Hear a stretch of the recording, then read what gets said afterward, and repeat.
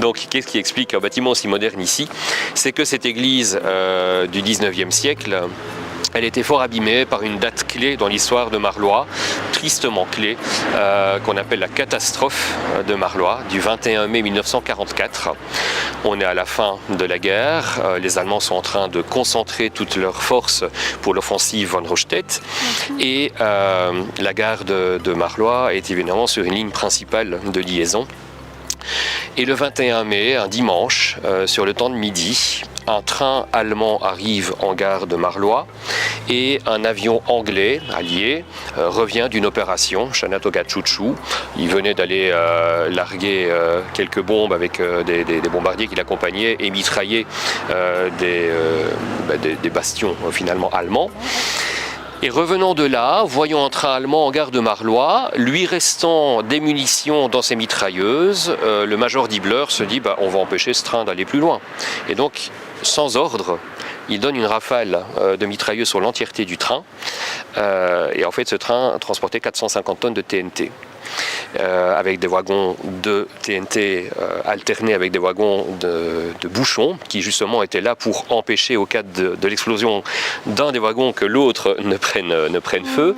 Mais là, comme il a mitraillé l'entièreté, l'entièreté du train a explosé. Et donc le village a été soufflé parce qu'entre la gare et les maisons ici, c'est plat. Et donc il y a eu 44 morts sur le moment, des centaines de blessés et énormément de bâtiments abîmés, voire complètement démolis. L'église, évidemment, n'y a pas échappé non plus. Le chanoine Lanotte, qui était jeune à ce moment-là, mais qui était en charge justement de la reconstruction de tous les édifices suite à la guerre, a dit mais non, il faut quelque chose de résolument moderne. Montrer que la guerre ne nous a pas abattus ni physiquement, ni même dans la créativité possible, et que on reste ici en Belgique dans la possibilité de se relever de ces cendres et de donner quelque chose de nouveau. Et donc la note a dit il faut couper complètement avec le néo-gothique, le néo-roman, le néo-byzantin, tout ce qu'on veut, romano-byzantin, et de faire quelque chose qui soit autre. Et de fait, on a ici une église qui, en soi, n'a pas de style. Elle a son style propre, mais elle ne correspond à aucun critère de l'époque. La première pierre a été posée en 1954 et elle a été inaugurée en 1956. Et là, le chanoine Lanotte met vraiment tous les grands noms et les grandes figures de la reconstruction d'après-guerre ici dans la région pour se pencher sur le projet. Donc on a Victor Sarlet comme architecte, mais on va avoir Georges Boulmans, Zéphir Buzine comme architecte d'intérieur et comme artiste, créateur du mobilier. On va avoir Félix Roulin qui va s'y mettre aussi pour le coq du clocher notamment. On va avoir Maurice Rocher qui est versaillais mais qui va réaliser la mosaïque de façade que nous avons ici. On est finalement ici sur une église qui a un plan basilical, comme on trouve les premières basiliques à Rome, c'est-à-dire un grand parallélépipède rectangle. Et le clocher, qui dès lors est appelé un campanile, est à part, mis sur le côté, assez grand. Ici, il fait une trentaine de mètres de haut.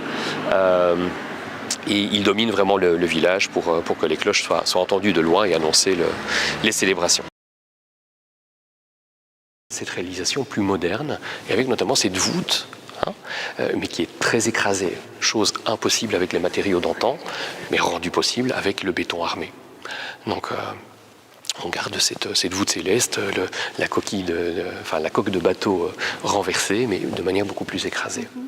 Et autre chose alors, c'est le grand jubé, qui est d'une seule portée. Rentre dans l'église, tu es face au bénitier qui te rappelle que ce qui t'a fait rentrer dans l'église, famille de Dieu, dont nous sommes pierres vivantes, c'est ton baptême. Et Londo est venu et qu'il a vu par transparence ces traverses de béton, il a dit tiens, on dirait une portée musicale.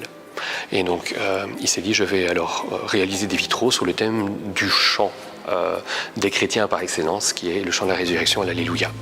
Et donc il est venu accrocher des notes de couleur sur cette portée.